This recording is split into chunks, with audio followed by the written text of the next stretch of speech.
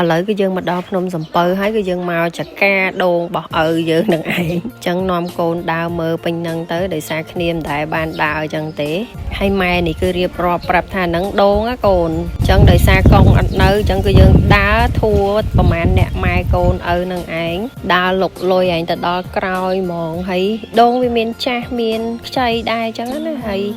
អត់ទាន់បានកាប់ថាណាខ្ចីណាចាស់ទេដោយសារប៉ែអត់នៅឥឡូវមកមើលកូនពៅគឺដើរលេងរួចហើយប៉ាពោវាហើយវីដេអូហ្នឹងគឺអាហ៊ានអ្នកថតឲ្យនឹងឯងគឺវិលពេញហ្នឹងហ្មងកាមេរ៉ាមែនហើយម៉ែនេះគឺចាំមកបញ្ចូលសលេងតាមក្រោយទៅអាហ៊ាថតគឺដឹងប្លង់អី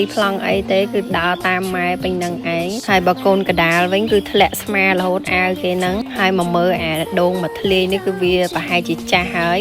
ខំនាំកូនថានេះកាប់បានហើយអ្នកចឹងទូហៀក៏គេថាអញ្ចឹងទៅយកកបិតមកម៉ាមីហើយបើកូនពៅវិញប៉ាគេឲ្យប៉ះដូងអាផ្លែនេះមើលទៅវារៀងចាស់ដែរហ៎ចឹងគេប៉ះដូងឲ្យគេសុបាយចិត្តទៅប៉ាឲ្យប៉ះឡើង2-3ដង